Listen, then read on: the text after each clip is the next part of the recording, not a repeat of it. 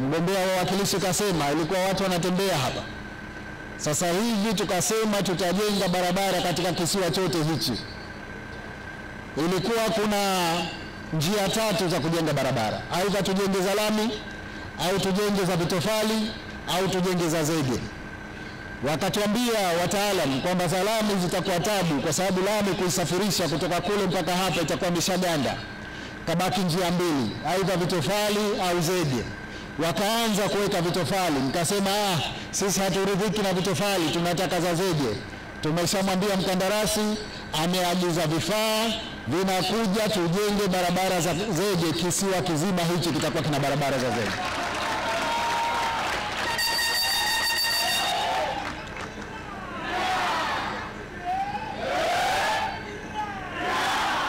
Sasa hivi kati ya Uvuvini, Jondoe, Bomani itakuwa ni kuteleza tu na barabara za zege.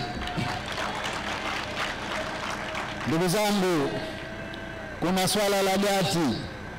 Gati hii ni changamoto kubwa sana. Hapa bado watu wanasubiri maji yatoke, yaingie ndio wafanye shughuli zao. Tunataka kurekebisha hali hiyo. Tutajenga gati hapa iwe muda wote unaingia na kutoka. Kwa hivyo tumeshawakabidhi wakandarasi, tumewapa kazi ya kuijenga gati hii. Hawa watakaojenga barabara watajenga na gati hii ili kusiwe tena na tatizo la kusubiri maji kwa shughuli za watu za kiuchumi, lakini hata pale ambapo watu wanahitaji kupata huduma za tiba kabla hospitali haijafunguliwa waweze kupata huduma za tiba kwa haraka. Gati inakuja.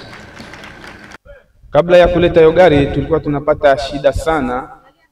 Wakati tulikuwa tunasafirisha mizigo yetu kuleta bandarini pale chini, mizigo inabebwa kwa bega kupandishwa mlima na kuletwa juu. Na palikuwa pana gari ya ng'ombe moja tu ambayo inatumika kuchukua mizigo hiyo, lakini haiwezi kushuka chini kubeba ile mizigo isipokuwa waende watu na kuchukua mizigo kwa bega ipandishe juu ya liko, alafu ndio gari ya ng'ombe ibebe. Na tunamshukuru Mheshimiwa Rais kuja kutujengea hii barabara kwa sababu imetuletea maendeleo mengi. Sehemu nyingi ambazo zilikuwa hazifikiki kwa sasa tunazifika. Barabara hii tunapita sasa hivi bila vumbi, hata kama sasa hivi kwa haijatiwa lami. Ila najua miaka 5 hii kabla kumaliza mambo yatakuwa mazuri, atapekea lami na tutateleza sana. Ila cha pili kufarijika kuona hata ndugu zangu, mama zangu, wazee wangu wao wanaenda kondeni, wanapita barabarani. Mabaskeli ya mama uliona wanaenda wanapakia mizigo yao kama hivyo, gari kidogo kidogo zinakuja. Alhamdulillah, tunashukuru. Ila zamani mama zetu au wazee wetu walikuwa wanachukua kuni, yani mitita kuni juu ya kichwa. Ni kipande kirefu sana kama kilomita 3 hivi. Kuchukua hicho kitita cha kuni ni kikubwa sana na wanachoka sana. Ila sasa hivi nashukuru alhamdulillah, kuna gari zile zinasaidia, town haisi zipo, kuna kenta bodi zile zipo na bodi, kuna baskeli hizo tunaenda mbali.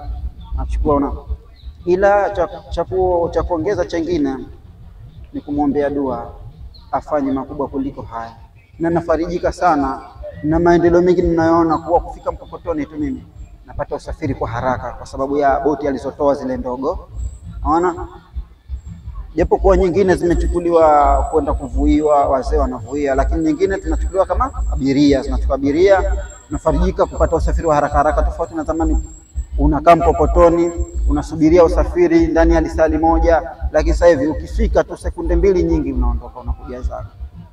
Tumbatu zamani kidogo tunajua kulikuwa kuna alama tu ya njia kupita hivi, lakini tulikuwa hatuna upana wa kupishana kwa vyombo hata kama ni baskeli zilizokuwepo.